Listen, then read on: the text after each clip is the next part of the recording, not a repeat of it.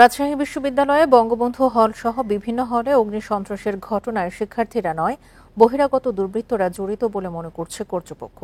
এতে অন্তত 4 কোটি টাকার ক্ষয়ক্ষতি হয়েছে বলে মনে করছে তারা। ঘটনা তদন্ত কমিটি গঠন করেছে রাবি প্রশাসন। আইনশৃঙ্খলা বাহিনী বলছে, তাণ্ডবে জড়িতদের চিহ্নিত করতে কাজ চলছে। এখন জন্ম সনদ দিয়ে খোলো বিকাশ স্টুডেন্ট অ্যাকাউন্ট। নিজের বিকাশ নিজে কর। 16 জুলাই দুপুরে রাজশাহী বিশ্ববিদ্যালয়ে বিক্ষোভ মিছিল বের করে কোটা সংস্কার আন্দোলনকারী শিক্ষার্থীরা। এ সময় তাদের মধ্যে থাকা একটি গ্রুপ তাণ্ডব চালায় বঙ্গবন্ধু শেখ মুজিবুর রহমান হল সহ বেশ কয়েকটি হলে। পুড়িয়ে দেওয়া হয় 30টি মোটরসাইকেল। প্রতিষ্ঠার পর রাজশাহী বিশ্ববিদ্যালয়ের আবাসিক হলে এমন আগুন সন্ত্রাসের ঘটনা আর ঘটেনি। বঙ্গবন্ধু নামের এই হলে বা প্রতিষ্ঠানে ছাত্ররা যে আক্রমণ করতে পারে, এটা আমার কখনোই বিশ্বাস হতে পারে না।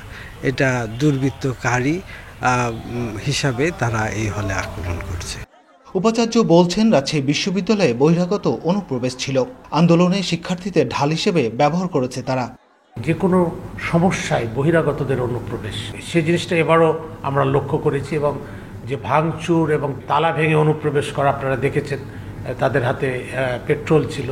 এই ধরনের কাজ কিন্তু সব বহিরাগতদেরই করা। র্যাব বলছে, তাণ্ডব চলাকালে সিসি ক্যামেরাও ভেঙে ফেলেছে দুর্বৃত্তরা। এই ঘটনায় তৃতীয় কোনো পক্ষের অনুপ্রবেশ ছিল কিনা তা খতিয়ে দেখা হচ্ছে। ক্যামেরা সহ সার্ভার সহ হয়েছে, ভাঙচুর হয়েছে।